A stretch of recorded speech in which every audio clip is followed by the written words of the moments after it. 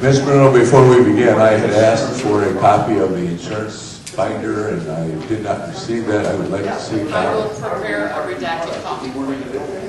I would like to see it before we begin this morning, right now. It's required that we have it before we conduct business. Mr. Mayor, we do have insurance. I accept your assurance, but I still want to see it.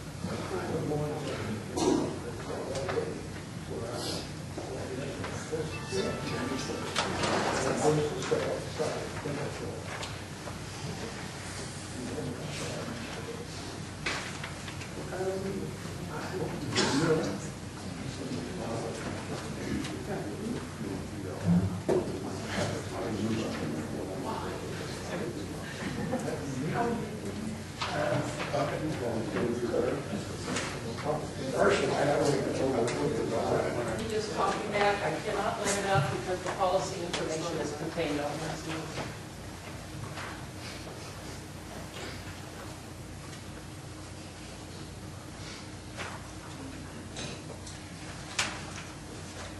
I don't know, what would be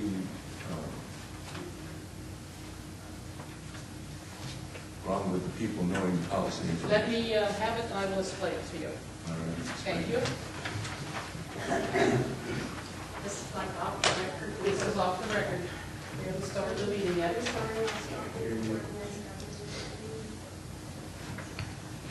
As the council is fully aware, we have had issues with our insurance coverage in the past, and one of the main things that the risk pool has indicated to us is they've had a lot of people contacting them from courtside about many different matters.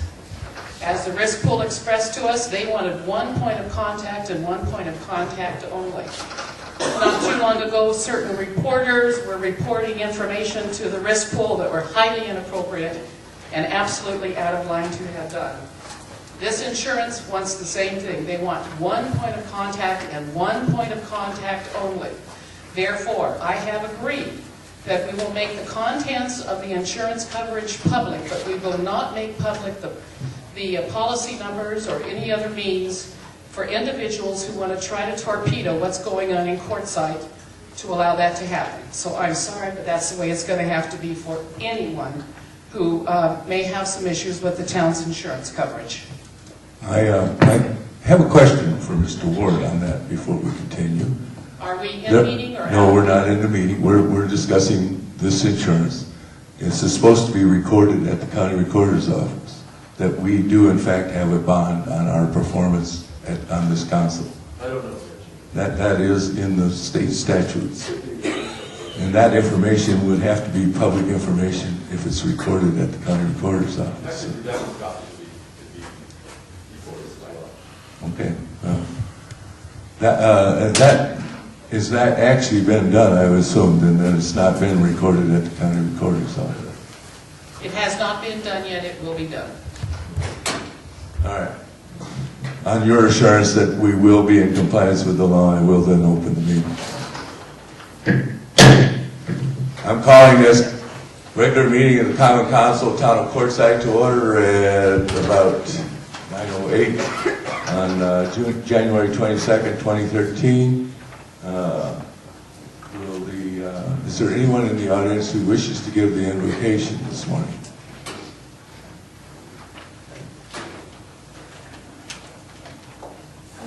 Okay, step forward.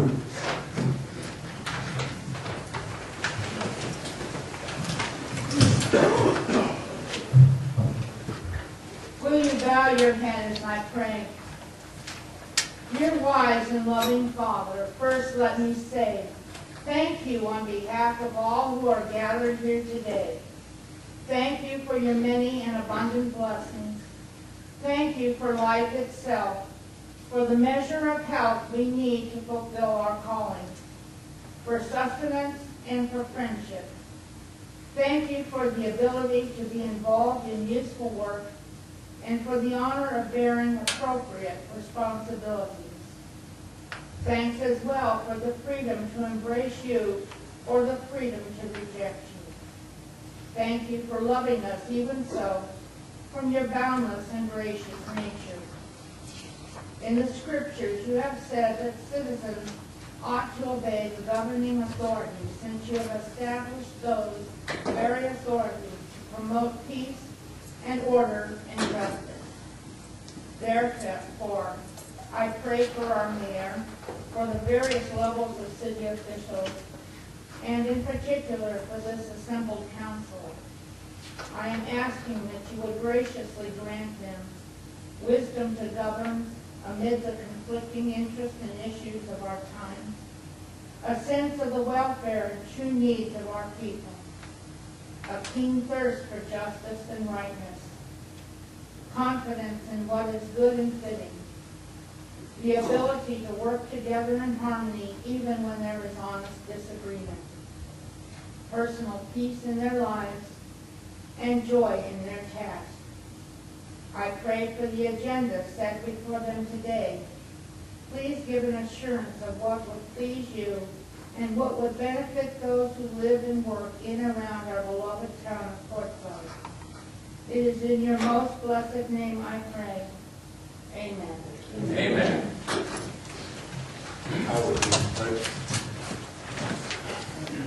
I pledge allegiance to the flag of the United States of America and to the republic for which it stands, one nation, under God, indivisible, with liberty and justice for all.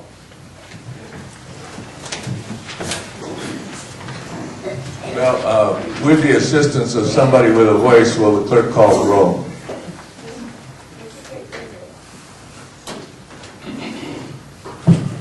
Mayor Foster, Here. Vice Mayor Jewett, Here. Councilmember Anderson, Here.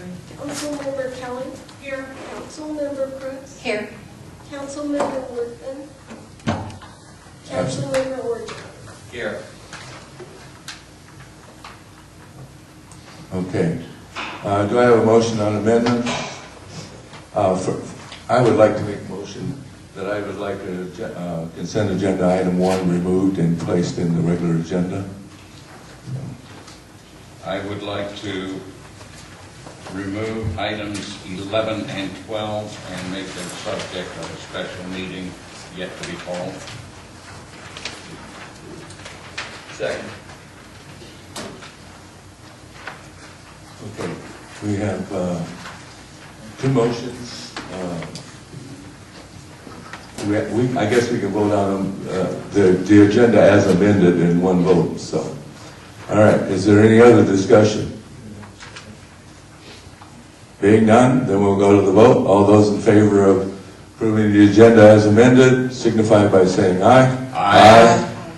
All opposed? Unanimous? Okay.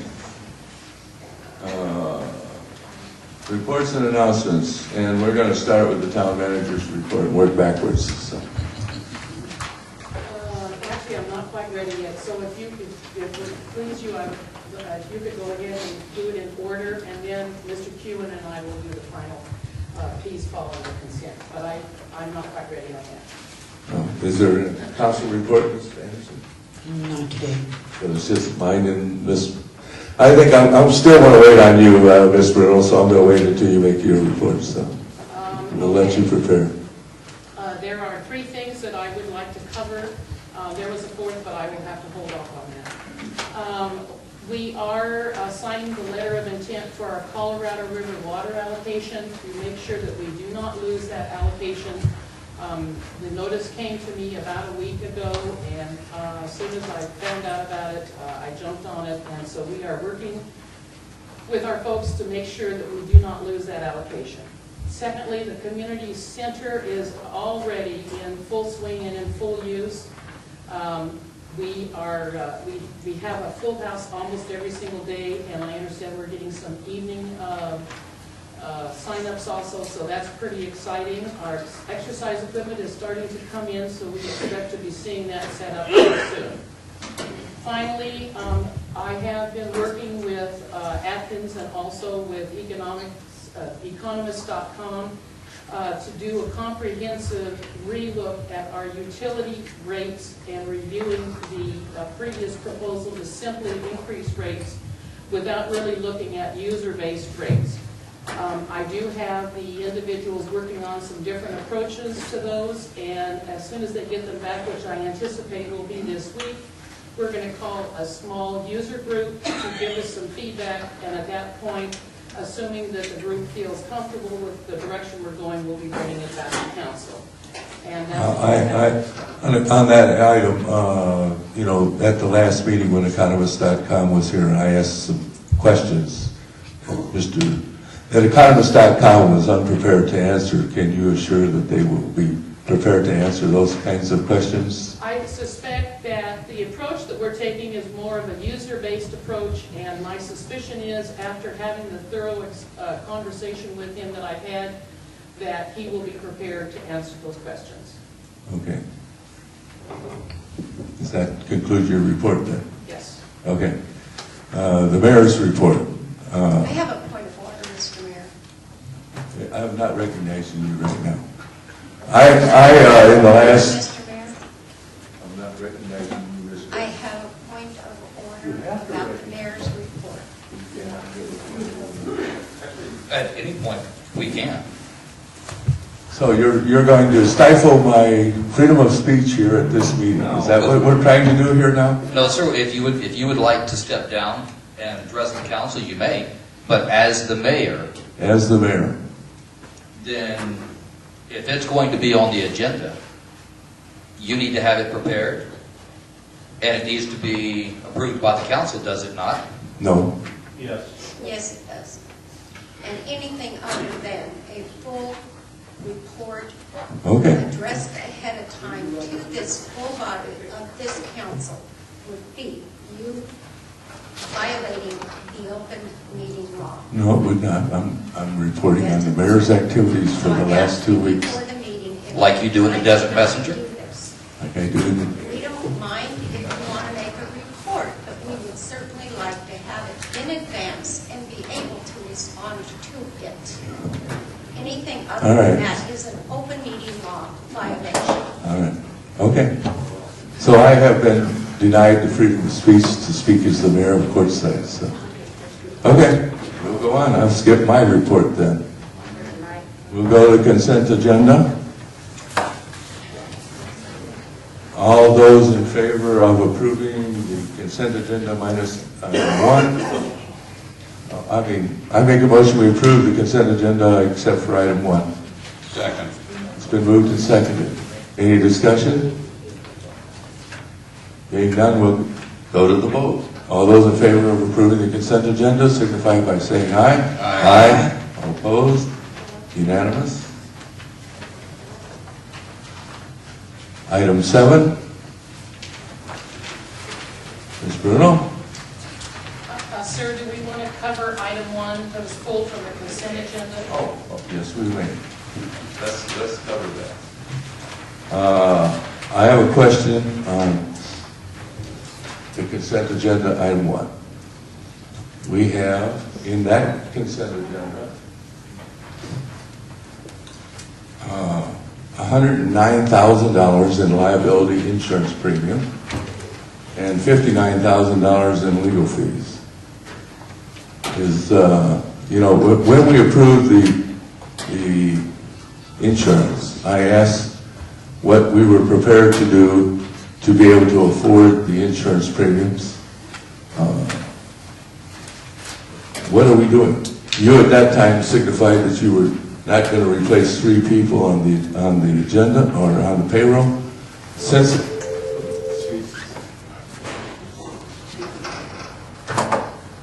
Since that time, I think we have 2 extra employees over at the community center, and in this packet there's an ad for a financial services person to hire. That's 3 people right there. What services, what people are we cutting to be able to afford these I kinds think of? I can help you out with that, sir. Okay. First of all, the positions that are over at the community center are not new positions. They're part of our recreation department. Okay. And they are working over there to oversee the operation of the community center to ensure that it's being handled in a proper manner and that the equipment is being properly used. As far as the specialist for financial services, that is also a position that has been in the budget and is in the budget. And in fact, what we're doing is taking what are currently 3 positions in the finance office in the budget and paring them down to 2. We also have an assistant town clerk that we have not filled, we are not going to fill. We have an assistant town manager position that is in the budget, we are not filling. Our town attorney, we are not replacing. Those funds are being redirected towards our external legal expenses. Frankly, we are not a large enough town that warrants having a full-time on-staff attorney. Even though there's a lot of legal stuff going on, it will be put to bed sooner than later. There's a position in recreation that we are not filling. We are going with 2 positions instead of 3. And as I recall, we have about 2/3 of a position in the rec department, the parks department that we are also not filling. So when I say to you that we are affecting savings, that is absolutely right. And my plan is next month to bring to the council a proposed set of budget revisions for the current year. And I'm also going to be asking the council for direction on what they would like to see emphasized in the budget that we're going to be starting to develop for next year. Thank you. So are we going to be having a budget workshop here for the council that we can discuss these things? I think I just said that next month I'm going to be bringing a set of proposed budget revisions for the current year and discussing with council what the council's direction will be for the coming year as we begin moving forward on our budget development. And again, I ask, is that going to be done at a work session rather than a regular council meeting? It will be at the council's pleasure. Okay. All right. Given that answer to that, there is no, as far as I can see, there is no real plan to afford all these legal expenses and insurance costs. Maybe you didn't hear what I went through earlier. There's a very definite plan, believe me. We have been holding back on expenses because we expected this to happen. And by the way, some of those insurance expenses are for workers' comp. We did stay with the risk pool for our workers' comp coverage. Okay. All right. Given that, any other discussion on item 1 of the consent agenda? I move we approve item 1 of the consent agenda. Second. It's been moved and seconded to approve item 1 of the consent agenda. All those in favor signify by saying aye. Aye. All opposed? Unanimous? Now, moving on to item 7.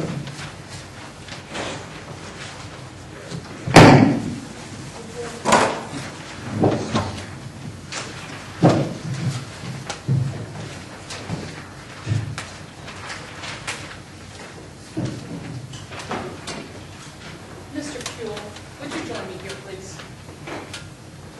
I'm thinking you kind of share the microphone. Council and members of the audience, I would like to reintroduce to you Mr. Dennis Kuehl. Dennis and I are here to do a brief presentation on what I like to call Arizona's futures. Let me start out with a bit of a background. How many times have we been hearing lately that Quartzsite is dying? Too many. In fact, Quartzsite is not dying. We're seeing a generational shift. We're seeing what I call a paradigm shift. The generation of people that have been coming to Quartzsite and spending 3 to 6 months here are the ones that are not coming anymore. They are getting old. They're no longer traveling. And in some unfortunate cases, as we are all mortal, they're passing on. We're like every other community that is a host to winter visitors. We are in a generational change, again, that paradigm shift. The upcoming generation of winter visitors are the baby boomers. Baby boomers have nice rigs, lots of toys, and the need to be entertained. We're seeing enormous crowds this month, but they will come, experience, spend lots of money, and then they will leave, looking for the next site for entertainment and fun.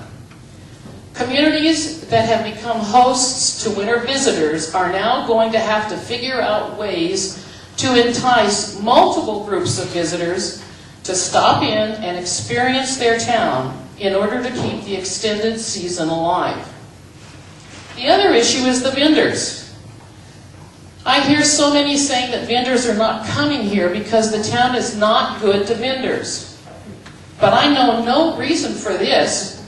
Rates for permits have stayed the same for quite a number of years.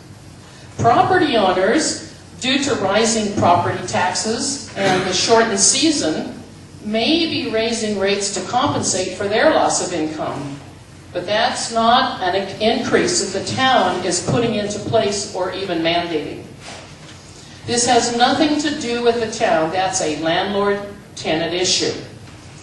I believe the real reason our vendor population is changing is the fact that, again, we're seeing a shift from the older generation of mom-and-pop vendors here for the season, enjoying the weather, and doing a little money-making while here. The vendors of today are doing this as a viable business. They have access to the internet in order to plan their year of money-making, travel the vendor circuit, and go for the funds, so to speak. That's why you're not seeing the vast number of vendors setting up in October or November and staying for an extended season. We in Quartzsite need to develop a multifaceted approach in Quartzsite, beginning with the diversification of events and spreading them out so that we capture the different pockets of baby boomers that may travel here with different interests. I'm going to be turning this over to Mr. Kuehl, and we're going to talk about some things that are actually in the works. Good morning. Good morning. What's on the horizon? What we're doing at Quartzsite is bringing events in beginning in November 1st, second week, and then continue all the way to February. Some events are going very well, others we still need to do some work on. We're bringing in hot air balloons the last weekend in January of 2014. We hope to have 10 to maybe 25 balloons. Reason for that is attraction. Bring more people into town, people of all different vintage groups, if you will. Secondly, Can I add to that? And I think what Dennis and I want to emphasize is this is not just something that Mr. Dennis out here in Desert Gardens has to do on his own. This is where the town can play a key role in helping to facilitate, in helping to promote these kinds of things. On the issue with the hot air balloons, we need to get a special use permit from the BLM. If Dennis had to get it on his own, what would it cost? no idea. I can tell you, it would have cost him $1,500. But because the town was willing to enter into a sponsorship with him, the BLM is charging nothing for that special use permit for the hot air balloons. You see, it's a symbiotic relationship, and we can help promote, and we can help bring folks together and bring great ideas together. And that's what we're trying to get across at this presentation. Well, and along with that, I'm reaching out to some of the commercial businesses to perhaps sponsor the propane. It takes about 25 gallons for one ride. I'm reaching out to two companies now to see if they would sponsor, meaning provide the propane or give us a very reasonable price on it.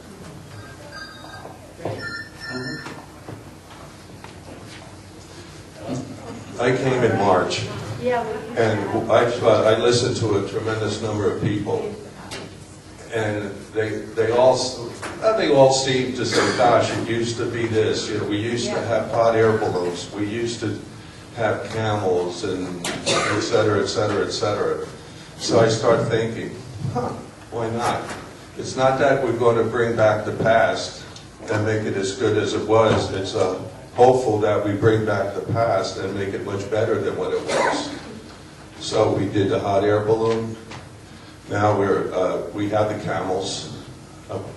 Well, we don't have it, but they're out there. They're out there. We'll bring camels in with the ostrich. I'm sorry? Oh, I'm sorry. I see two right there. But we will have camels. Ostrich races. I'm going to go up to Tucson in a couple of weeks, and I'll speak to some people up there to see what the didactics are, how to get the races here. But they're just only two events that everyone seemed to love at one time, and they were gone, and we're hoping to bring them back. And we're actually looking at sometime in December for that, I believe. That's our goal. Is that correct? Correct. Good man. I had that answer. The ATV rally. I'm working with Jason Cobb. Jason is the gentleman who's promoting the Desert Blossom ATV ride in February. Jason is extremely excited about doing things for Quartzsite, making things happen. So this year we'll be signing a 5-year contract.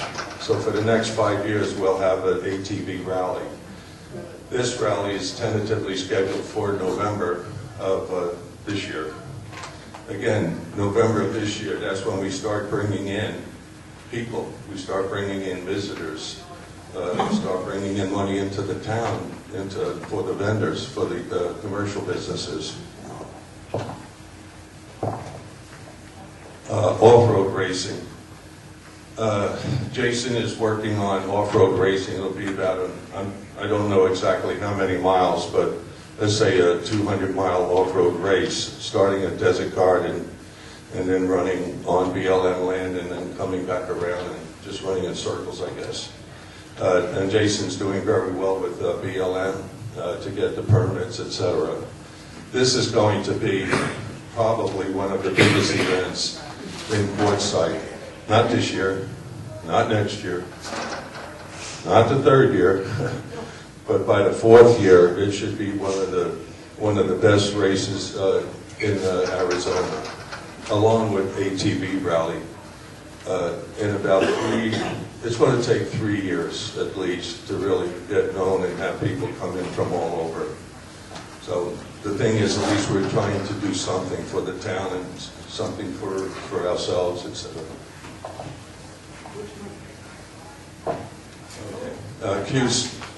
Which month are you thinking for the off-road? We're looking at December, but we're not certain yet. Q-Stock, music in the desert. This is we're working. We meaning Jason and I. We're working on the weekend of a music festival. We'd like to do 6 decades of nostalgia. Meaning for 3 days there'll be music from the 50s or 60s to 2010. And the agenda, we're not sure of the process, but it should be fun. This is something else. Again, is it going to work? Oh no. But could it work? Yeah. And when it does work, it's only again going to get better. I remember when I was in Coachella Valley, hello. Well, anyway, the music fest they started there was $85 for 3 days. By the third year, it's up to $500. And you had to get your ticket a year in advance. And it started out small. And now look where it is. So my vision is, well, why can't we do it here? We have the land, we have the opportunity, we're right in the nucleus of so many other large cities. Mr. Kuehl, I have a question. Okay, you said 6 decades of music will be played during that time? Yes. Correct. Okay, will we finally find out what's behind the green door? Let me open it. That might be before your time, I don't know.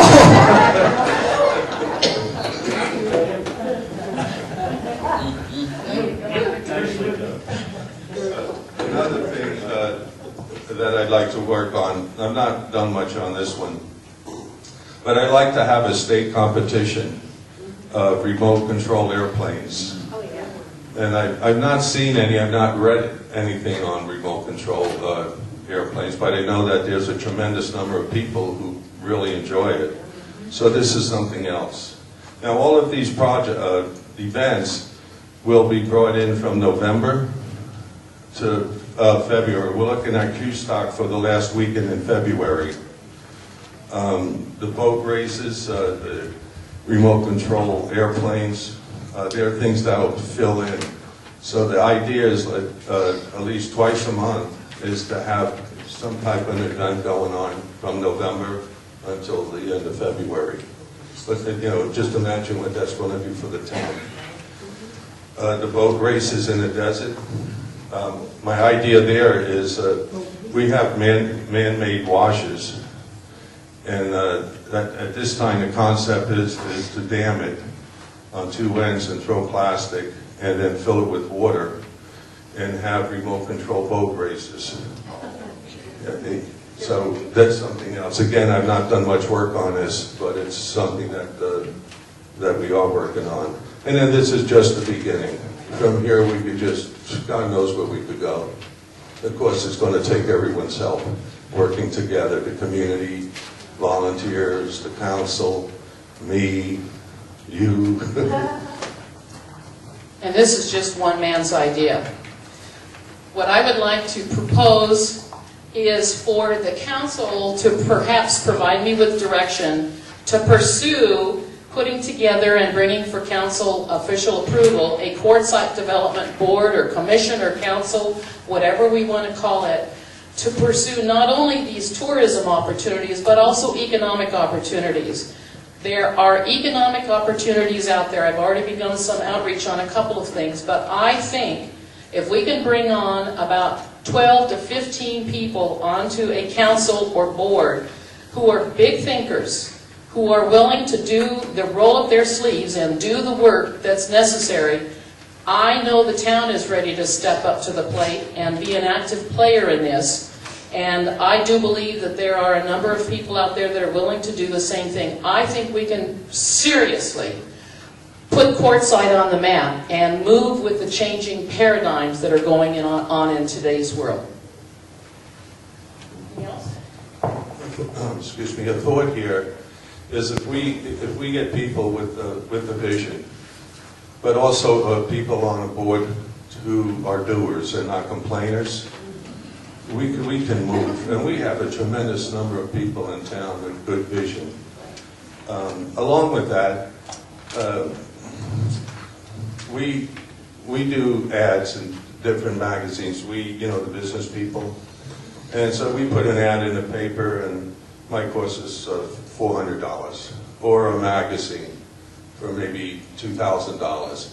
Well, if we have a group of people, a board, and we all pool out advertising money, and then imagine how much publicity we could get from 10 or 15 people publishing ads for the whole town. All our events. Now we could go to any magazine and we see an event here and another event there, but there's so much more going on. So the thing is if we could all come together and pool our advertising, marketing expenses, we could do so much. And we could spread out so much further throughout the states. That's about it. Thank you very much. That completes our presentation.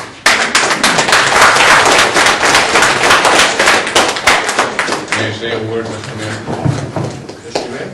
I would like to thank Dennis for the hard work he's put into this. I have previously heard some of these ideas talk to him down at the smoke shop, and he has devoted a lot of time and energy to developing these ideas for our town. Thank you, Dennis. You're welcome, my pleasure. I would like to add my thanks also, Dennis, to that. That's a lot of work on your part, and you deserve the recognition, so thank you again. That's why I'm looking so old. I would like to, at this point in time, direct the town manager to get this economic committee going with Mr. Kuhn and put it into the right ordinances or codes and whatever we need to do. And everybody that liked it, get your volunteer statements in. That would be my motion. I would second that motion. It's been moved and seconded to go ahead and form a development board. Is there any discussion on that? You know, we already have an economic development board, don't we?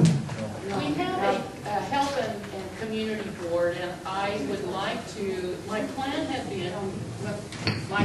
been when I come back with this, I would like to see the community and health development board refocus on community people services, and the economic development board focus on economic and tourism development. I think that makes much more sense. And that had been my direction, my thought and my direction. I would agree. I have a concern. I lived in Michigan, and the community I lived in had the third largest festival in the state of Michigan. And it was done by a community committee. Had nothing to do with government. It was just a committee. In fact, I was an engineer for a major corporation in the town and got sucked into being on the committee in it. So it's something that if you do through a government agency, then you've got to have agendas, you've got to have public meetings, requirements. You know, everything has to be very formal. The committee we had, you know, someone come up with a good idea, we just did it. We didn't have to go and have a vote at a meeting and do all the formal steps that an actual organ of government would have to step through. It would be something that would actually add roadblocks to getting something done in a timely manner. So. I can only speak from what's already been happening here, and that is we're not being roadblocks. We're actually trying to facilitate things. I would propose that this is like a steering committee. It doesn't become the doing committee, but it's steering. It's steering us in the right direction. It's opening up the possibility of business opportunities. It's opening up the possibility of tourism opportunities. But that does not stop folks like Mr. Kuehl or other folks from being able to do what they want to do. They would have the ability to be able to come to this group and say, let's add this to our list of things that are happening. How do I get the word out? You get the word out in better numbers when you have a pool and a pool of dollars to be able to work with in trying to do it on an individual basis. And it also helps to share ideas. I see this committee being represented by individuals like Mr. Kuehl, who are forward thinkers, individuals from the actual business community that are here on Main Street and Central and so forth, running their businesses, community representatives who travel and who like to see things. What would you like to see here in town? I see this as a committee of doers and thinkers and not just having minutes just for the sake of having minutes and meetings.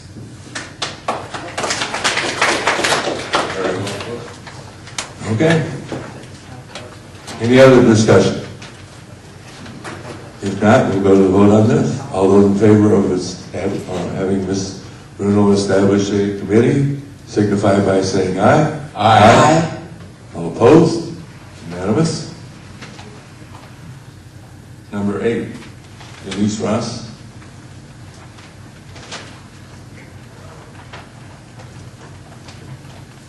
My name is Denise Ross, and here I'm representing the Art Guild, and we have painted 11 3x4 artboards for the centennial last year. We put them around town, and they You have to get a little closer, you have to swallow the mic, or pick it up in your hand even. Okay. They were put around town on Main Street, these art boards for the centennial last year. And we would like to donate them for the community center to hang on the walls in the community center. We have been fixing them up and repainting them and touching them up. They've been scuffed up a little bit, and they are ready to hang. They are scenes of places, historical places around town, and we think they will be a fantastic addition to the community center. We would also like to retain the copyrights of them in order to make cards or calendars to sell, to put back into the community, like for the food bank or for a scholarship or something like that.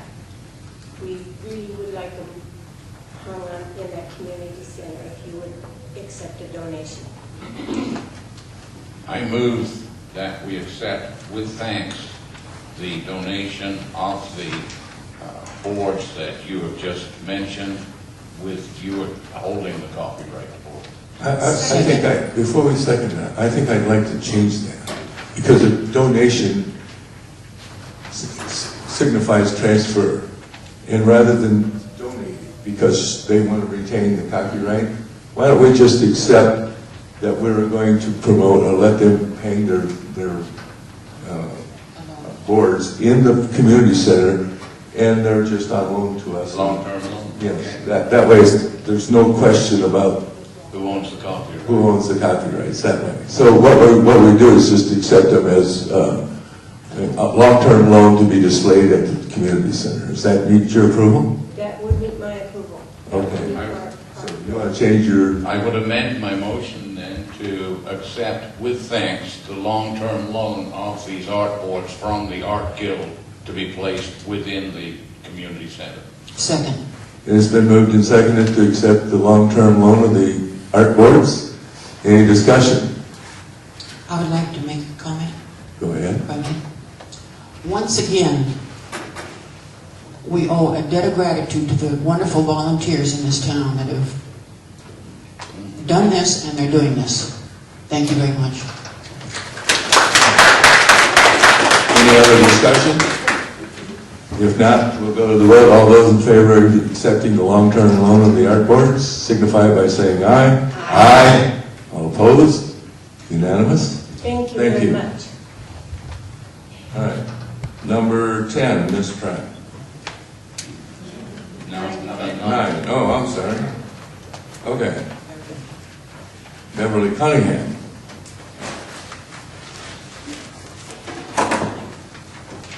Can you hear me? Why don't you just take that and put it in, take it out of, there you There go. you go. Well, thank you for... You got to put it right up there and talk right to it. Okay, thank you for allowing me to speak. I'm Beverly Cunningham. I'm the chairperson for the Courtside Health and Development. As you know, we've been working on changing some of the negative environment around town, and we've gotten together a vendor volunteer community committee that is going to be going around and giving little appreciation packets to all the vendors in town, and letting them know how happy we are to see them, and making sure that they have any issues that we can address to them. So another thing that we have also done is we contacted the La Paz County Fair Board and asked them how much it would be for a 10 by 10 with a backdrop for the fair that's coming up March 13th through the 17th of this year. The theme is Country Pride, county-wide, and for $97, it gives us the booth for 4 days, and it gives us 2 4-day passes, which would be revolving, of course, for volunteers to man that booth.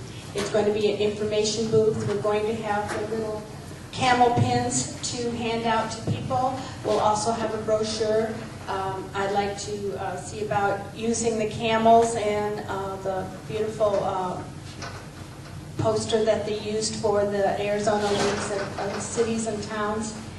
And just let everybody know, come on down. You know, there's a lot of people in La Paz County, and what a time for them to be able to know where we're at and what we have available in our town. Thank you. And before we entertain a motion, I just want to make one statement. There's a jerky store over on Kuhn there in the front row at Tyson's. That's right. And the vendor there has got a novel idea. He has a map. And every time somebody visits his store, they put a dot on the map where they're from. And if you go over there and look at his maps for the last few years, the area from Quartzsite to Los Angeles to San Diego is one solid black dot. So if you're thinking about where to reach the people that come to Quartzsite, that's an excellent resource. And outside of La Paz County, we probably ought to be looking at maybe Riverside or wherever over there where our customers are really coming from too. We ought to, you know, it's an excellent idea, but I think, you know, looking forward, maybe you ought to look into getting a booth at some of the county fairs over there in some of those areas. So. Which was a good idea. We'll be talking about that, I'm sure. Okay. One thing I wanted to let you know is that we are looking for volunteers to sign up to man the fair. We're asking for a 3-hour block. Again, we have 2 passes that will have to be negotiated between whoever, as one comes and one leaves. And I have a sign-up sheet. I have like 5 volunteers already. I'm going to need 16. I also need someone to help to set up the booth. So if anybody's interested, I'm going to leave that here and they can sign up and let me know, okay? Thank you. Okay, now we'll have a motion. I make a motion, we support the Health and Development Board in this endeavor and work with them in future endeavors as the mayor has just suggested. All right, it's been moved and seconded. I assume you're saying to go ahead and authorize the payment of the fee? What did she say, $85? 97. 97. Okay. I'm All right. under $100 for 3 days of publicity is cheap. Okay. 4 days. 40. All right, so now, it's been moved and seconded that we go ahead and approve the expenditure of $97 to promote a booth at the La Paz County Fair. Is there any further discussion? Being none, we'll go to the vote on that. All those in favor signify by saying aye. Aye. All opposed? Unanimous? Now, Ms. Pratt.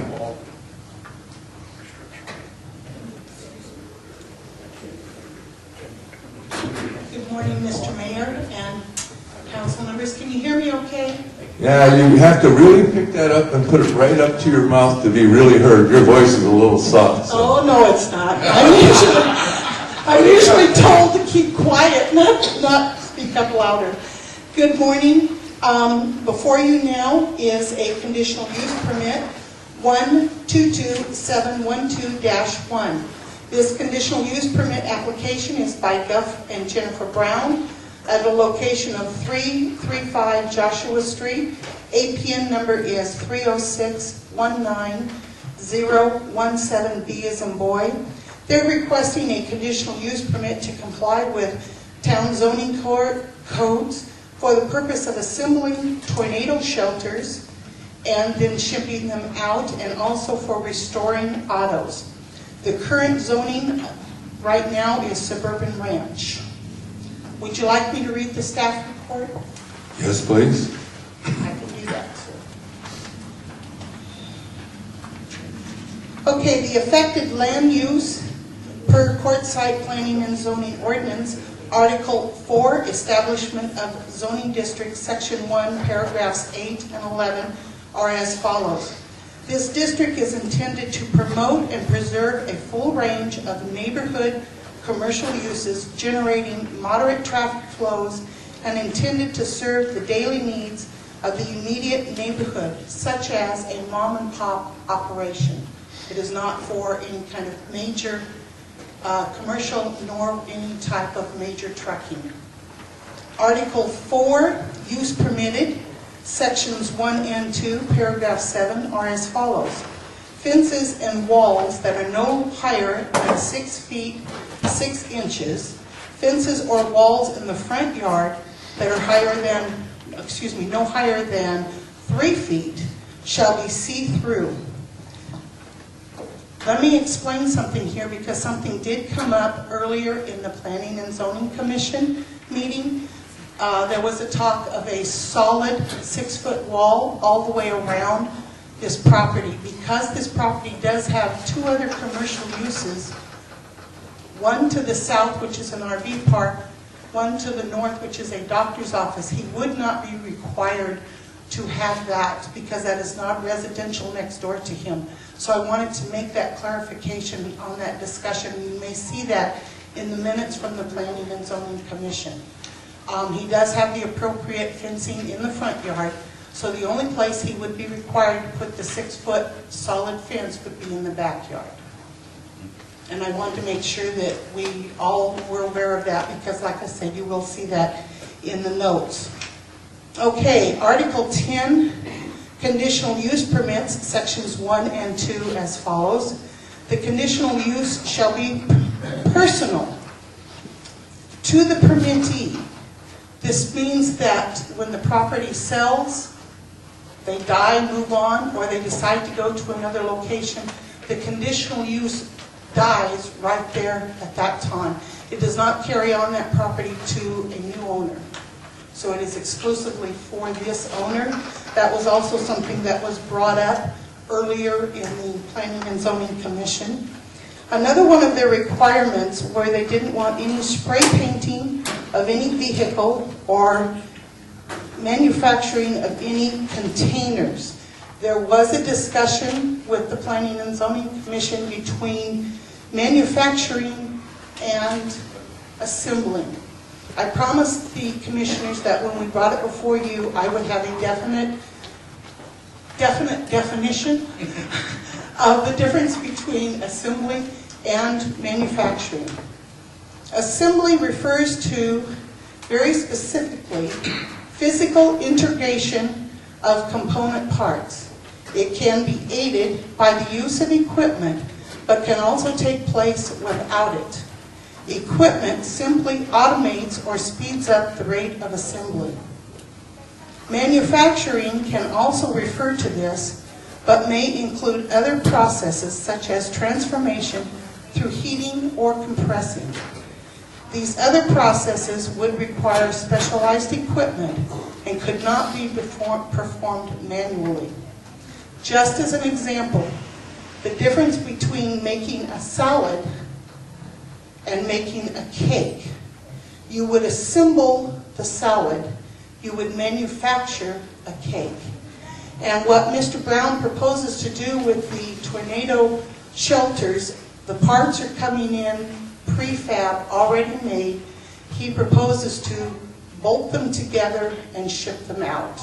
So that would be the difference, and you will see in their notes from the commission that they asked the difference, and so I wanted to make sure that you were very much aware of that.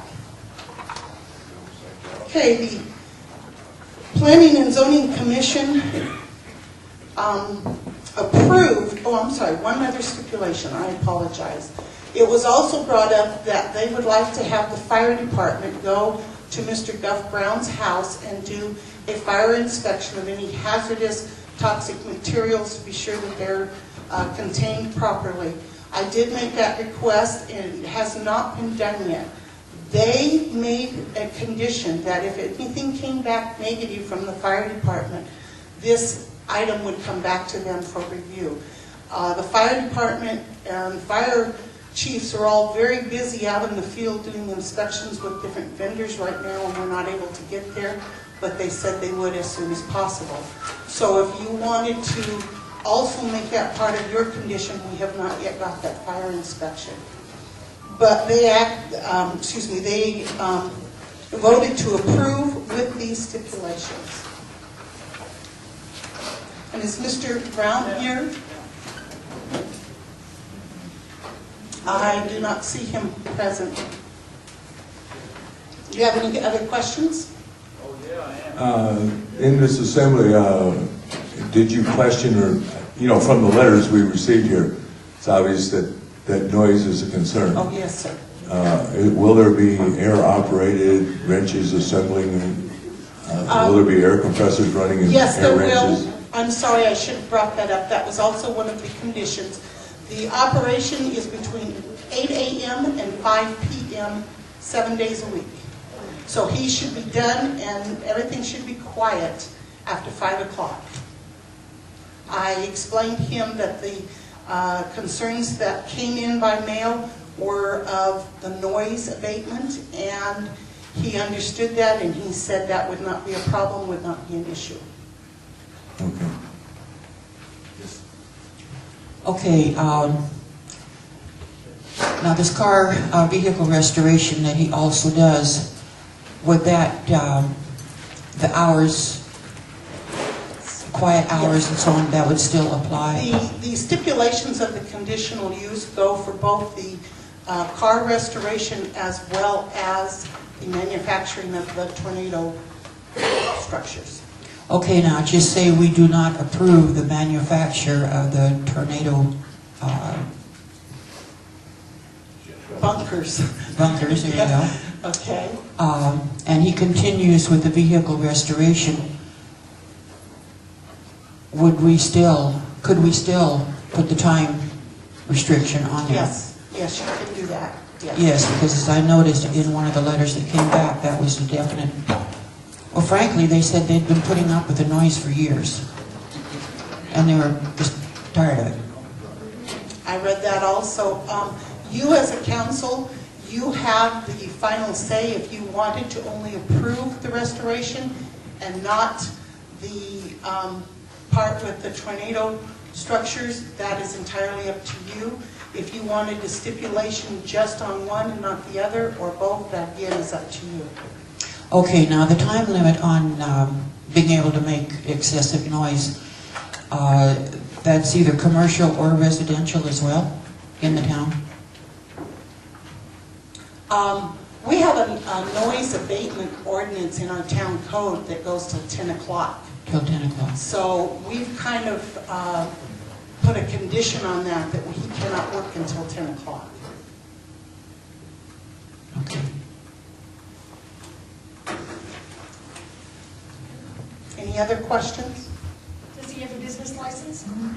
No, he does not. When the discussion of a business license came up, it was recommended that he wait to see if it's approved, because if it is not approved, then we would have to go through the process of refunding his money. If you would like to make that as a stipulation, that he get a business license within a certain period of time, you can do that. But he's been restoring these autos, and he does sell those, and he does do that for people, not just himself. Does he not need a business license to do that? Yes, he would. He should have had it. There is a fine definition between doing something for business and doing something for a hobby. I have not researched to see how much money he's making. I haven't audited his books. So I wouldn't say if he's doing it for business. When he tells me that he's doing it as a hobby, I would believe him. I don't have the authority to go in there and like I say, audit him to see. But if, in fact, he has been doing it as a business, and there is proof that he is actually charging people, yes, he should have had a business license for that. And also sales tax, so that we get something back on it. That is correct, yes. And then what's his plan on getting this stuff in and out of town? These buildings. They fit on a flatbed trailer that is pulled behind a 350 or 250 Ford truck.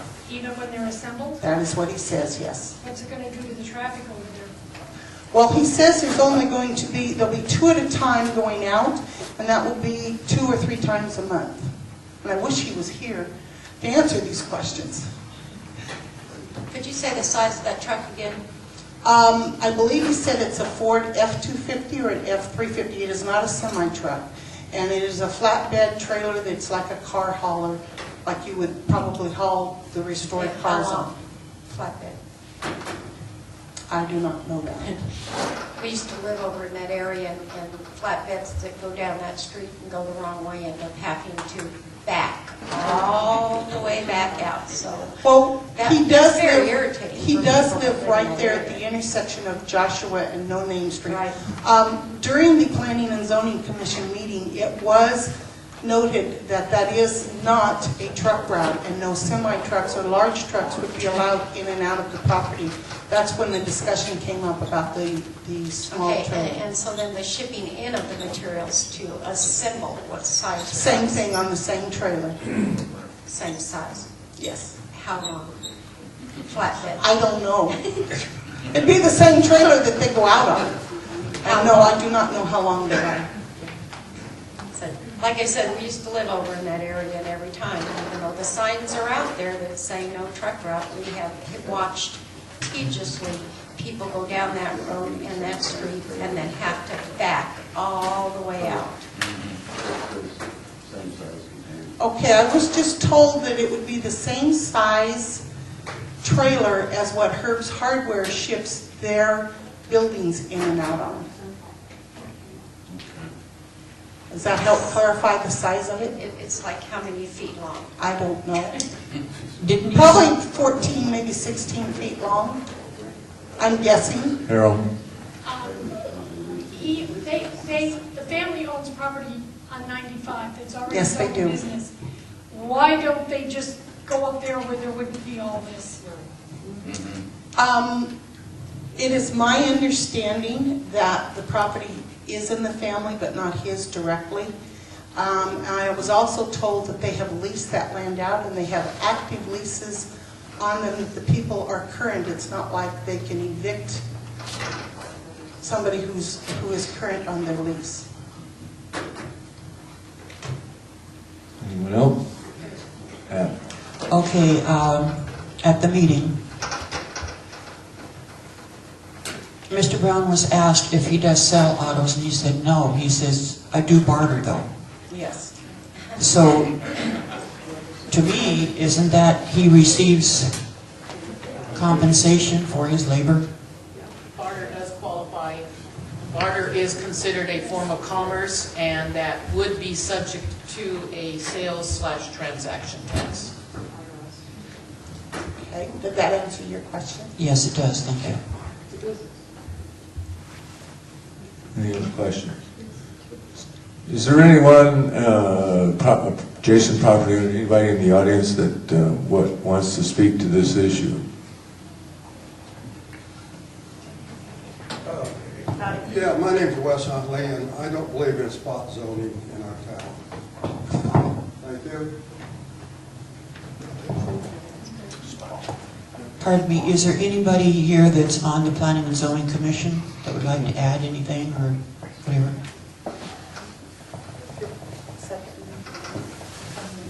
I just want to ask, did you read all 8 of the conditions? 'Cause I heard several. It might be good for everyone to hear all the conditions first of all. You got to speak right into that. Your voice is I off. apologize, I apologize. The only thing I wanted to clarify is, I know we're talking a lot about definite definitions that has to do with assembly and manufacturing. Coming from Michigan, Detroit in particular, a very industrial town, assembly is a manufacturing process. What we are defining here, and we should be looking at, is this a business? And at what level is this a business? How much does it affect the neighborhood when this is a residential neighborhood? And then looking at the code, which we tried to do. Obviously, we had fors and against. The fors won. But what you have to do is look at how industrial is this? What is being done? But assembly is a manufacturing process. It is clearly a business. The so-called hobby has been going on for years. Once you barter, it is an IRS definition. It has been since 1982. And when you have business in kind, it is business. And as a hobby, even if you do it for others, I would say a hobby, you're not getting paid in any way. That's just my personal opinion, but it would be nice to hear all the conditions. Thank you. Did you want something to say, Jim? Speak into it. I think if you drove around... Your name, please. Oh, James Murphy, and I live in Quartzsite. I'm on the Planning and Zoning Committee.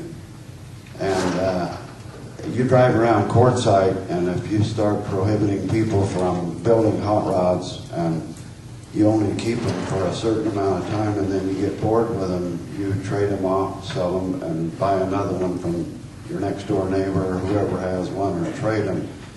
And if we start telling people that they can't come to Arizona where the rust-free cars are, that's going to get real ugly. There's people, everybody in Quartzsite's got an old car in their backyard. So. Well, the other thing about cars, as soon as you transfer the car and transfer the title, the state's right there to collect sales tax no matter what. So. Yeah, it's trades. I've had, cars that I acquired in 1997 that I'm still working on. I'd really like to sell them, but they're still in my garage. So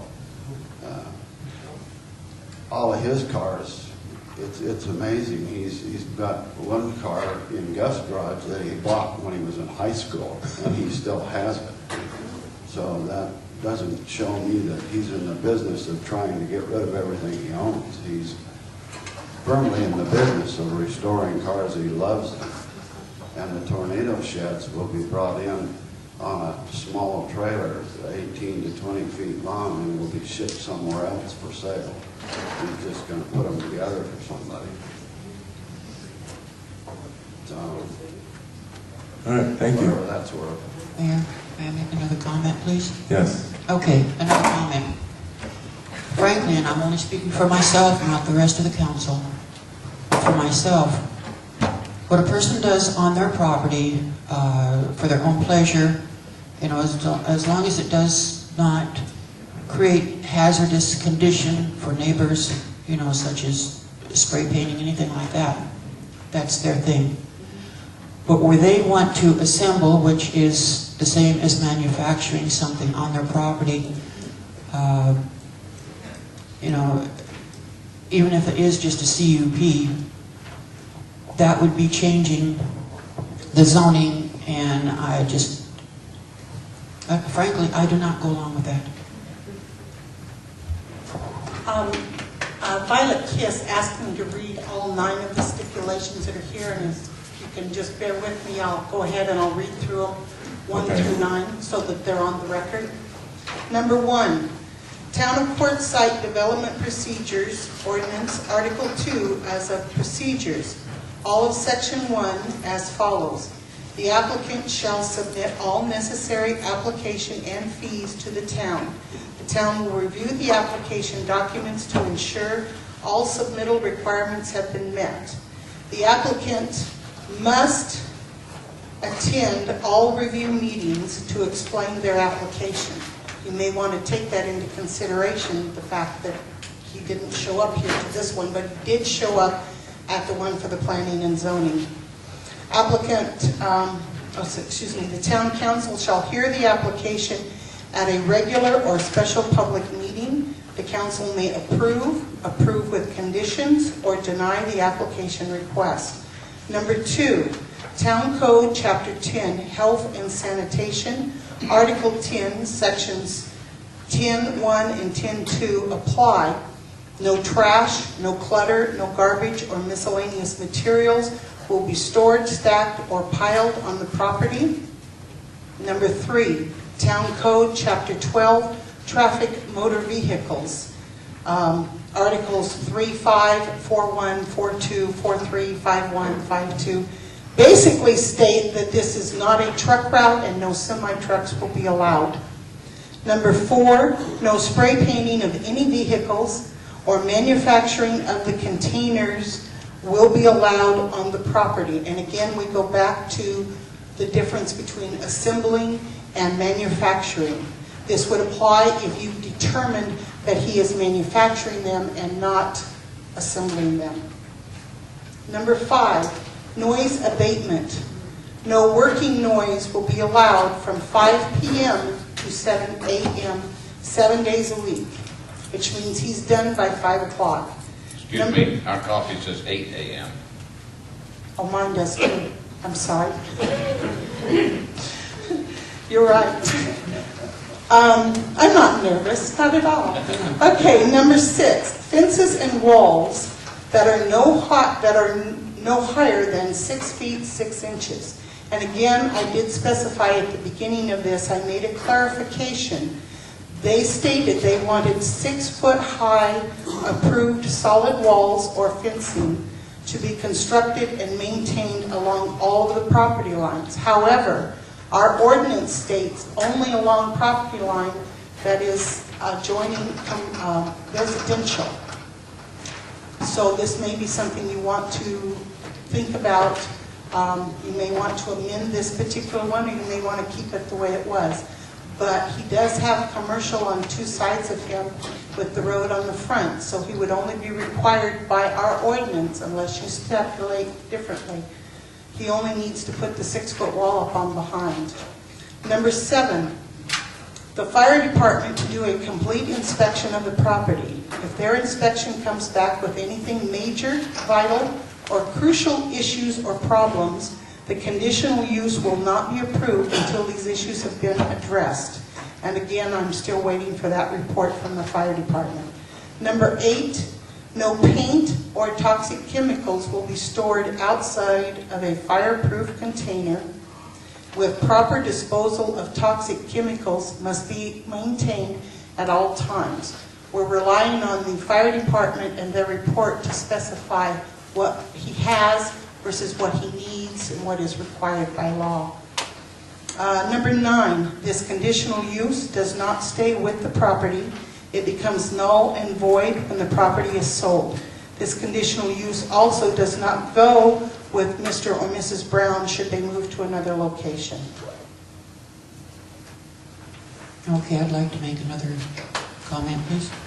Yes, go ahead. Okay, now one of the stipulations is no spray painting. Correct. Now, to me, you know, whether that's whatever form of spray painting, even if it's a little can of spray paint, it says no spray painting. And he did make the comment that he does on occasion, just do a spot spray. That's spray painting. He mentioned in the meeting that if it was to paint the whole car, he rents a booth. And I believe that yes. booth is in Parker, but he does minor little touch-ups. He did specify sometimes it could be a spray, but mostly it's with a fine brush. And so he only does touch-ups. But this... Okay, then. The commissioners did state, and I will redo this, I will reiterate this, there would be no spray painting on the property. So they didn't define big can, little can, air compressor, no air compressor, so I would enforce no spray painting on the property.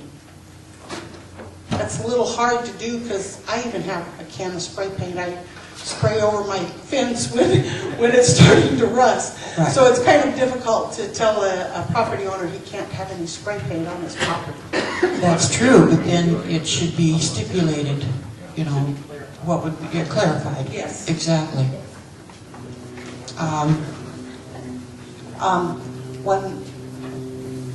Yeah, I want to answer a question from Mr. Murphy.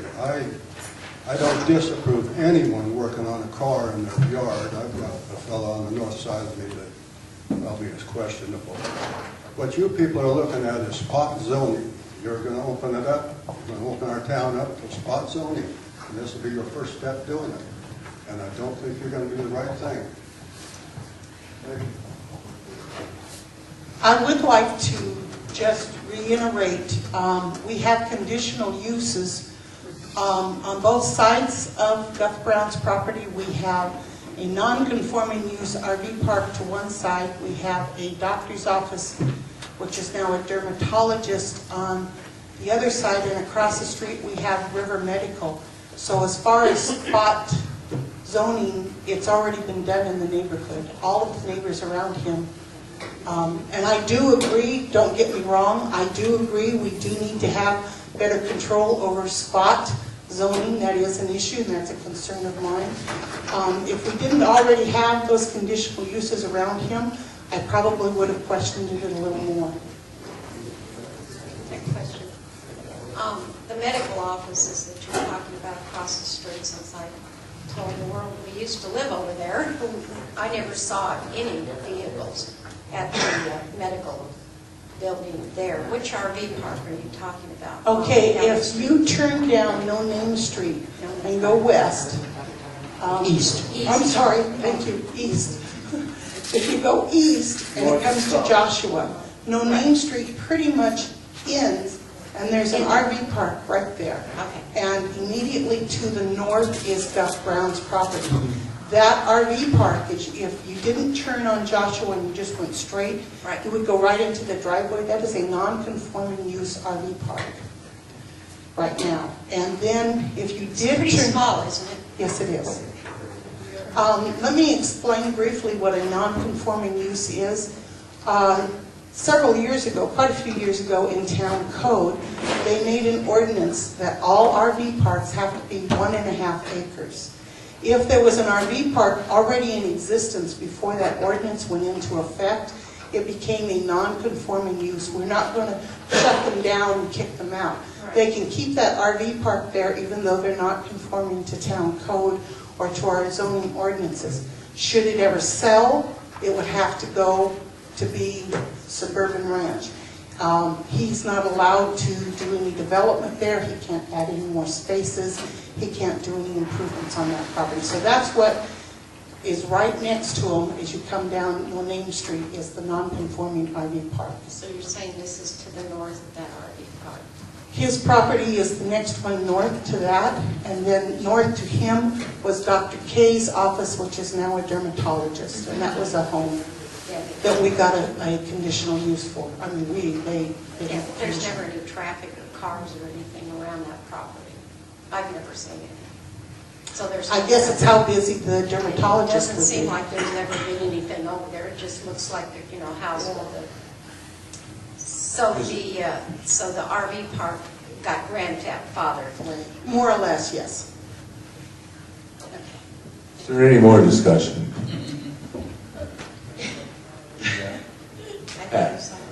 Thank you. Okay. At this point, I feel I have to ask the question. Okay, just because we've been, spot non-conforming and so on and so forth in the past,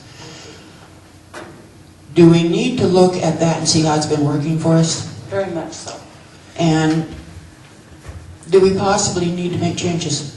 The zoning, planning and zoning commission is getting ready to review our general plan. It's up in 2013, and that is one of the issues that they brought up at many of their meetings, and that's one of the things that they're going to be addressing when they start revamping and reviewing the general plan. And like I said, it is a concern of all of the commissioners. They've all at one point in time made that comment, and they will be looking at that issue, yes.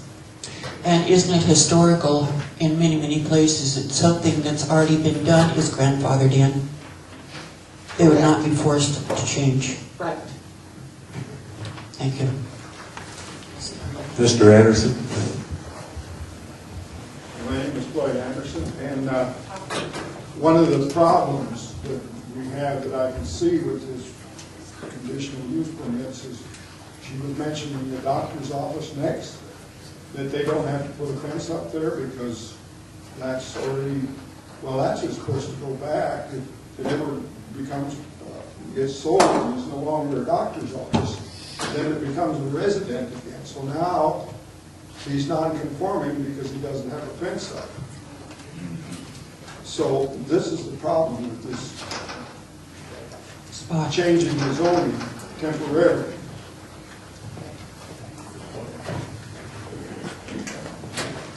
Any other discussion? Any questions? Thank you. Okay. Okay, do we have a motion? I move that this permit be put on hold pending the fire department's inspection and report back to the Planning and Zoning Commission. Second. All right, it has been moved and seconded to place this on hold until we get the fire department inspection report. Is there any discussion? Being none, we'll go to the vote on that. All those in favor of placing this issue on hold, until the fire department report is completed, signify by saying aye. Aye. All opposed? Unanimous? Okay. Mr. Mayor. Yes. Okay, in lieu of 11 and 12, we did kill that with the intention to do a special meeting, but we do need to provide for some form of guidance on what it is that we're looking for with a special meeting. And what I would like to suggest is that we look at just redoing completely the entire planning and zoning board. I would like to see that anybody and everybody that is interested come back before this council for interviews, and we just let the council decide. We need to put 7 new members there. Some of those that are on there can stay, based upon the council's. Ms. Bruno, wasn't that you mentioned previously about there might have been some improprieties as to how some people were appointed? Yes, and in fact, I know these were pulled, so we're just talking about this. There's no action that I think we're looking at. Is that still appropriate to do? Sure. Okay. If you will look behind tab number 11. Actually, let's go to tab number 12. On the second page in, what we attempted to do was to give the council an idea of the current members of the Planning and Zoning Commission when their last approved council-approved termination started, and when their last council-approved termination ended, what their current status is, and any notes. We initially understood that there were 2 permanent appointments. However, in going back and doing a final review of all minutes, we found that there was 1 permanent appointment. In other words, there was no expiration date stipulated. The other council-approved termination dates are on there. So at the moment, if you were to look at the current makeup of the Planning and Zoning Board, there are 2 appointments that have expired, and there are 5 appointments that are current. Of the 5, 1 is one with no expiration date. Okay. Board members serve at the will of the council, do they not? That's correct. So what we decide to do, we can do. That's Right, and that would be, my suggestion is that we take all the volunteer forms that come in for planning and zoning. Everybody show up at that special meeting. And current members. We'd be appointing people for all 4 years. We'd have to do it so they'd have staggered terminations. Correct. Okay. Right. But it would be as if we're starting fresh. So all members, whether they're current members or those who are interested. So we're making a motion to schedule a special meeting that we can conduct business in to do that. So this is what I understand, if I can restate it. On this agenda will be, the first action will be to effectively unappoint everyone that's currently on the Planning and Zoning Board. Yes, of course. Why don't we, if we read and I'm just trying to, my theory is we're a belt and suspenders, your pants don't fall down. So let's have the belt and suspenders theory here and take care of this. It says discussion to interview applicants to serve on the Planning and Zoning Commission. We do have discussion of possible appointment members. Both of these, I think, if we could bring these back to life so that we can talk about this, and then I would feel more comfortable that this is appropriate. Okay, let's do that. Let's make the motion. I make a motion that we restore items 11 and 12 to the agenda. Second. I will second that. For limited discussion. Okay. It's been moved and seconded to restore the agenda. All those in favor signify by saying aye. Aye. All opposed? Unanimous? Okay, now we can legally discuss that. Thank you, Mr. Ward. Okay, so the first item would be to unappoint all members of the Planning and Zoning Commission. The second item would be to interview all interested individuals who are interested in serving on the commission. And then the third item would be to make the final appointments, with staff bringing forward proposed staggered terms for the 7 appointments. Some would be a 4-year term, some would be less than a 4-year term. Is that what I'm understanding? Yes, I think that would be That's very good. Excuse me, they are 3-year terms. Oh, 3-year, I Right, apologize. they need to be Unless you staggered. want to change. No, that, I was gonna make, we want to stick with the same expiration dates that would be, so that the term would not be for full terms. Would the council have an interest in term limits? Is it in the code or the ordinances? By term limits, would council want to consider establishing a maximum of a two-term limit or a 3-term limit, or would it be open-ended? I have a question. Is that allowed? I know that the state legislature has term limitations, but other than that, term limitations are not allowed through the subdivisions in the state. That has been tried before. I know you can't put term limitations on elected officials in the county and cities. Right. Could we do that on boards legally? Yeah. Okay, all right. But the thing is, if we do this to this one board, we have to go across the board, every board in town. It's whatever the council would wish to stipulate. Well, I wouldn't feel right just doing it. No, I mean, I think it's something that we can look at and discuss at a later time. Yeah, I think so too. But, Okay, finally, when would you like to have this meeting called? As soon as yes, possible. definitely as soon as Yes. possible. Okay, we will, if it will work for the council, we will look at next week. Let's try next Tuesday. Does that meet with everyone's agenda? And we'll have it in the morning at 9 o'clock. Will that work?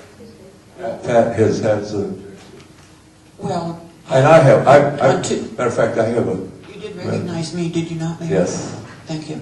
Okay, Carol is tied up Tuesday and Thursday mornings. All right, let's go for Wednesday morning. Will that work for everyone? Should. Yes. Perfect. Wednesday morning, 9 o'clock. Procedure Tuesday.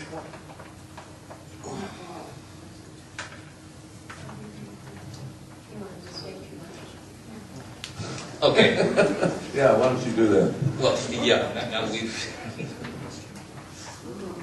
Are you sure? Can you remember what you? oh, I can. No. Okay. We're going to have, may I ask a question? Well, after the motion, yeah. Discuss it afterwards. Okay. Too many questions. All right, I move that we have a special meeting next Wednesday at 9 a.m. to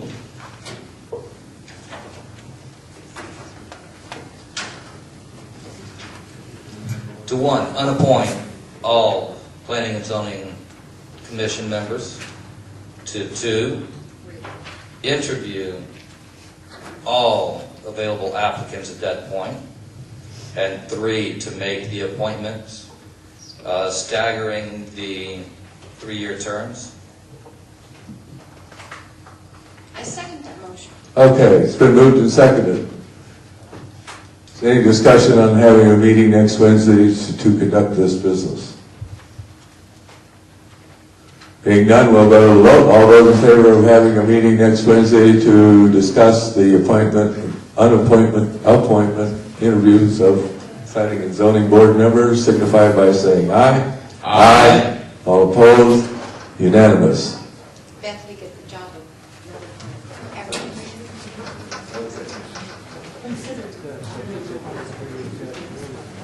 Now, we have a call to the public on the agenda. Is there anyone who wishes to speak? Marilyn. We were talking about... You have to state your name and all that officially. Marilyn McShay, you were talking about economic development. The QIA has been in force since 1969, At this show alone, it takes over 340 volunteers to run it. Nobody gets paid. But I happen to have a booth there and also a display, and people come from every place in the world, from Germany, from Australia. They fly into Phoenix, come for the day to see the display. I've run into any number of residents that have not ever been there to see a display. They thought it was all a restaurant and everything outside was swap meet. And yet, our best advertisement has been since '69, word of mouth, and newspapers that people have come, taken pictures, and taken with them back to their country. I would like to remind everybody, it is open for the handicapped tonight from 6 until 7, and then it opens officially at 9, and it goes until next Sunday at 5. If you haven't seen some of the displays, they have millions of dollars in them, value-wise. The security has almost always been volunteers. So, please, everybody, come down. Thank you, madam. Anybody else? Violet Kiss. Violet Kiss has made a request. My voice is kind of messed up this morning. I'd like to make a brief comment on... Name, please. Name, please. I'm Dean Taylor. Thank you for letting me speak. I'd like to comment on what the gentleman said about making things grow, making this town, our visitors, longer. And I'm having a problem in my part. The biggest complaint I hear during our show is they can't find a place to park. And I would invite anyone in the public to come up with some ideas for that. I could envision a trolley type thing where you make a circle by the parks, by all of the vendors, and it'd be just like an hour trip. And I know that it could be done. The insurance basically looked into it. It's not that expensive. But I think that would be one big help, would be some assistance for people didn't have to park. You could have parking, to pick them up at the park, pick them up where they're staying. I had people the other day, they came in for 2 nights, and I said, I'll take you to the tent, drop you off, call me, and I'll come get you. Oh, no, we'll go in the motorhome. But they came back about an hour later, and I drove them over there. And I want to say that the ideas that I've heard today and the reports has been one of the most productive meetings I've attended. And I commend everyone that spoke here. I would be proud to serve on any committee that the town council feels that I can be of assistance to. So, thank you for your time. Thank you so much, Mr. Taylor, and you get with Mr. Deal real quick. He's going to need your help. I'm sorry, I couldn't. I said you need to get with Mr. Deal right quick. He needs your help. Mr. Deal needs your help. I know. That is Mr. Kuehl. I'm sorry, Q. Q. I'm sorry. That's right. Ms. Kiss.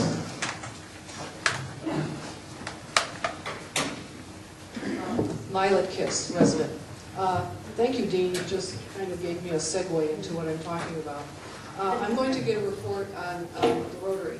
If you notice, for the last few months, I've been writing on Rotary doings in the Desert Messenger. There's a new reborn Rotary this year. We know what the Rotary always should have been. You want to pick that mic up? It'd be easier. You look uncomfortable. My back, yeah. Anyway, we know what the Rotary always should have been, and today it is, in servicing our community. We have an overall project called BFFQ, which stands for Better Future for Quartzsite. Now, how are we going to service Quartzsite?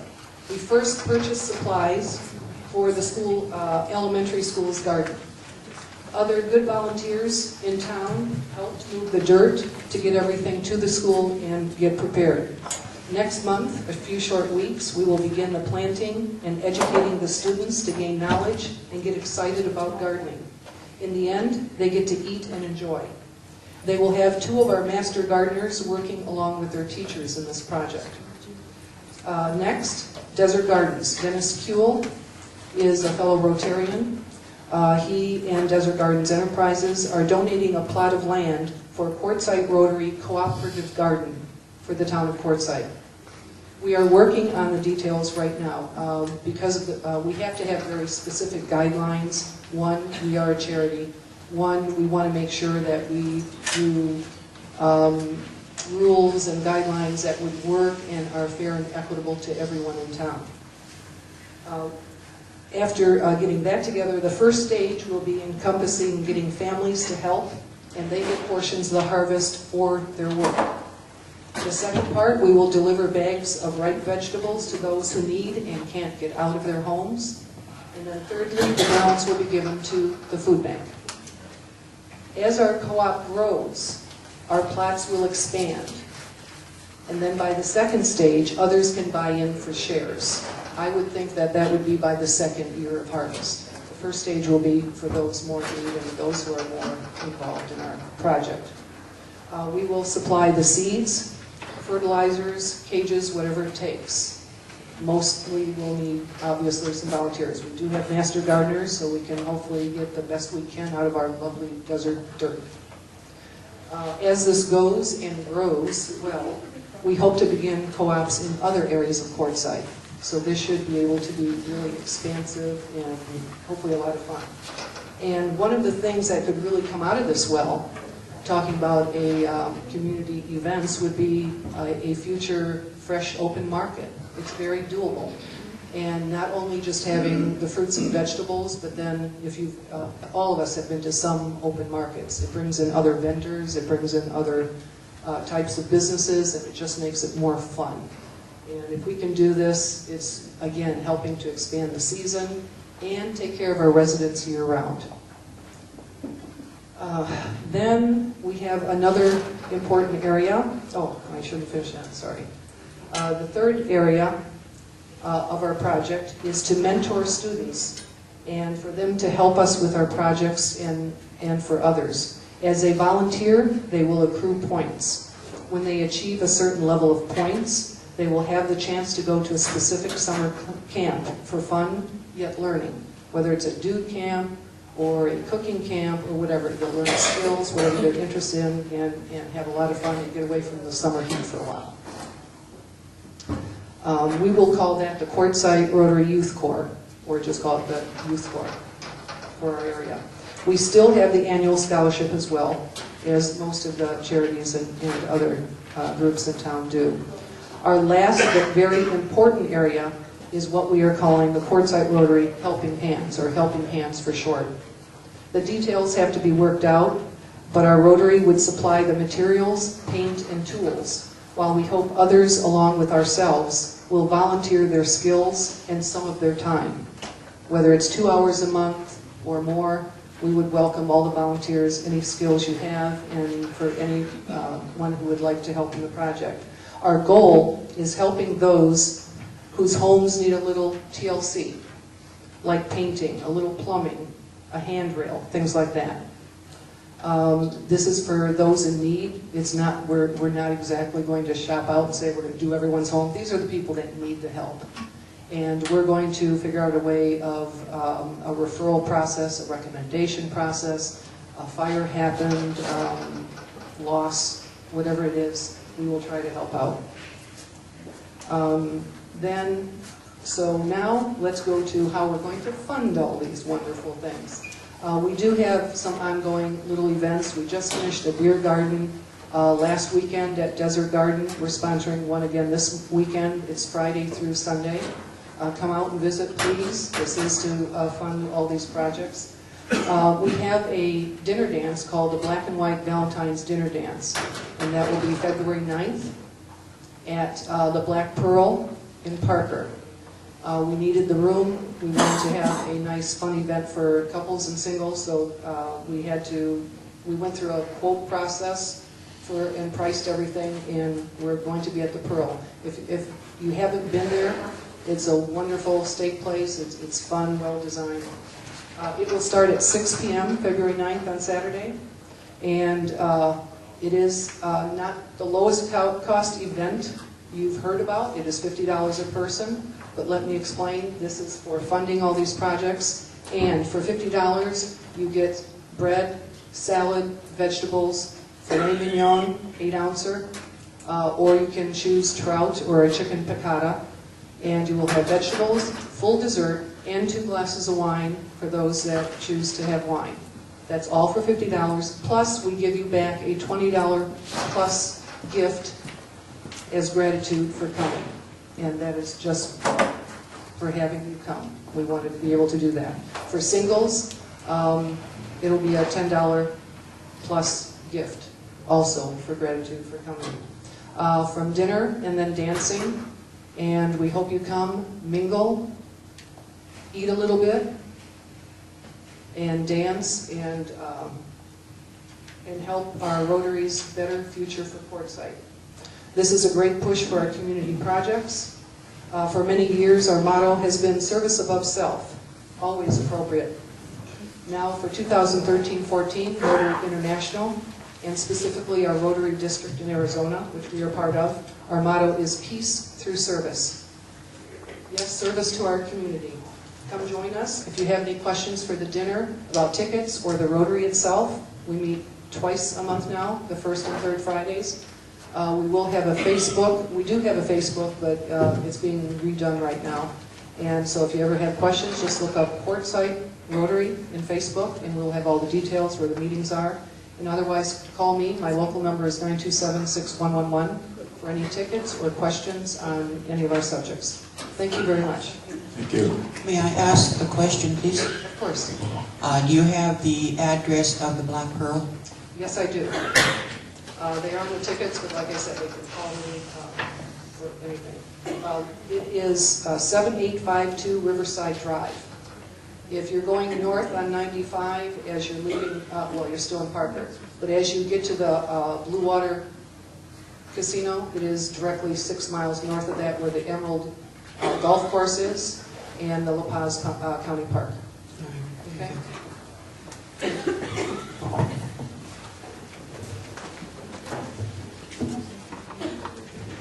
Yeah, Wes Huntley again. I got something that might help our town concerning our visitors and myself.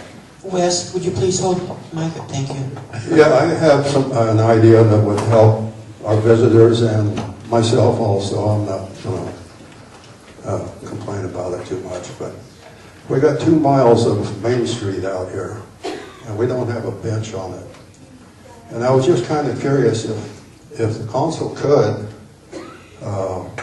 find some way to help the city pour a 5-foot by 8-foot slab at their locations they like.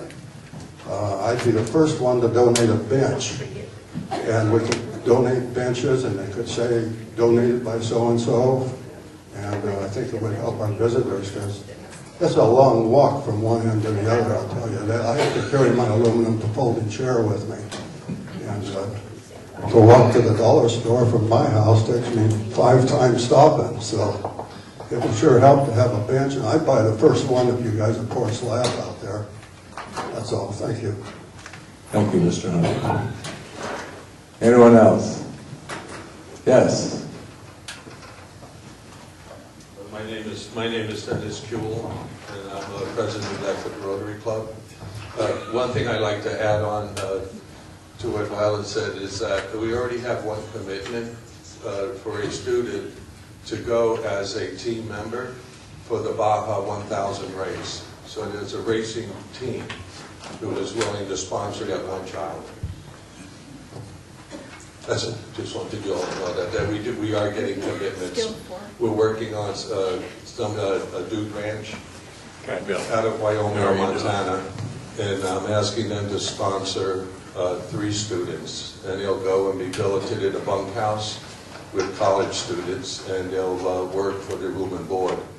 That'll be about a 2 or 3 week vacation for them. What we're doing is trying to give the children an opportunity to see what's out there. You know, it might change well, it will. It will definitely change their lives. And I'd like to also, somehow, I'm not sure how to do this, is that once we get the criteria for this program, is to meet with all the juniors and seniors and explain to them what our program is, so that they have a really good understanding, and also with their parents. We want to try to get parents involved also. That's just some additional information. Thank you. If I may add just a little. You want to speak, you can go down there. Can't see from up here. You're not allowed to comment. You can't go to the podium. It's a long walk, though. It's a long walk and back, so I'll save it for another time. Thank you. Okay. Excuse Write me. it No. down, I'll read it. No, it was just okay. Okay, anyone else? Yes.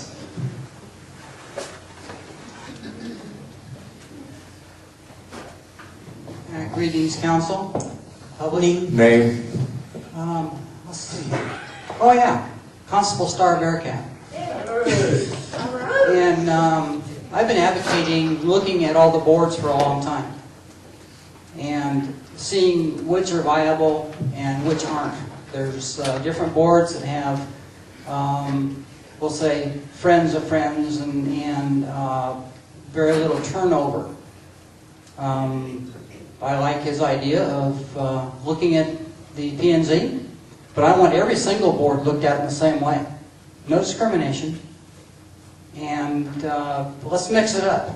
Get some of the complainers out there, invitations to come get on these boards. Let them do something. And so I hope it all works out and that the council will actually look at every single board to see if it's viable, useful, and affordable. Thank you. Thank you. Anyone else?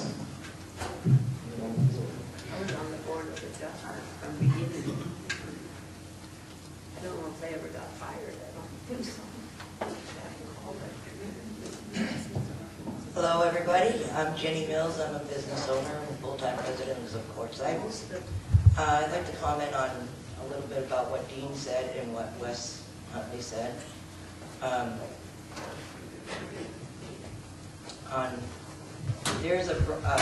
got a flyer at home, and it's about a park bench that other towns in the United States have tried, and they send it out to everybody in town and whatever. They ask for donations of getting these park benches uptown, and they sell them for about $700 a piece, and the profits go to the town or whichever sponsors them. I'd be willing to bring in one or more or bring folks to look at it if you'd like, but there's another one that's called Build a Brick, where they use brick pavers with their names on it, and they sell for anywhere from $50 to $200 a brick, and that gets money for the town. On Dean's comments, several years ago, I've only been here 4, so I know it has been 3 or 4 years ago, I'm thinking.